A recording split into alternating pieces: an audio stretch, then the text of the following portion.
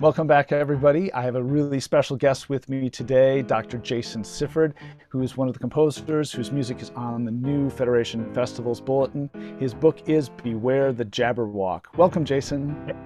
Sam, good to be here. Next, we're getting to the heart of the book, the piece Beware the Jabberwock. It is such a Yes. fun piece. I really enjoyed sight reading it. And correct me if I'm mistaken, but as I was playing it, the rhythm of the melodic ideas in here even seemed to be saying to me, Beware the Jabberwock. And that was really Yeah. alluring. I loved that idea. Talk to us a little bit about how you constructed this piece and what kinds of things you hope students can think about as they're practicing it. Yeah. I mean, and you're exactly right. Like, when I'm looking for inspiration on a piece, I find it in like I don't know, so a lot of times the simplest of things. If it's something about a sunrise, then the music's going to go up.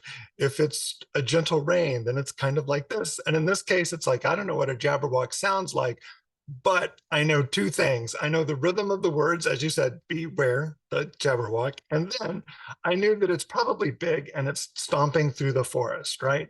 And so that's the left hand part, just kind of like chunk, chunk, chunk, chunk. And that's kind of it. Like those two things like made the whole piece. And then the rest of it with just thirds, I was just trying to find some surprising sounds that were a little bit out of the ordinary.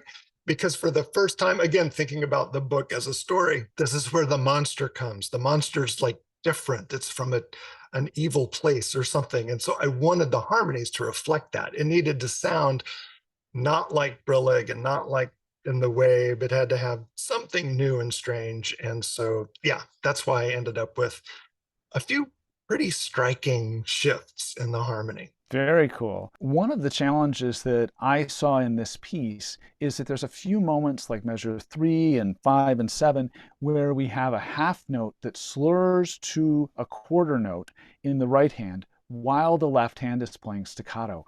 What tips do you have for students to make sure that they're creating that slur in the right hand and not cutting the half note off when they play the staccato note in the left hand? Oh, that's always a tricky one. And a lot of it is, doing the things that we all do. We practice slowly and then we do spot practice where we do short little bits. And then the piece that I would add on to that is that I will have students take a measure like that and I'll just say, so I want to play this 4 times. And the first 2 times, I want us to listen to the left hand and listen for the staccatos. The next 2 times, I want to listen specifically for the slur in the right hand. So I do a lot of work with trying to like direct the student's attention and listen for something very, very specific. And I think once you remind people and get their ear on that little bit, then they start to really understand. And then it starts to actually become automatic.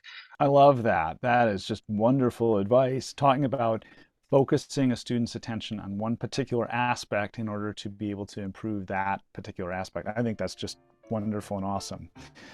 Jason Sifford, thank you so much for joining me today. Again, Jason Sifford's book is Beware the Jabberwock. You definitely need to check it out. So many wonderful pieces in here. Jason, thank you so much. Yeah, thank you.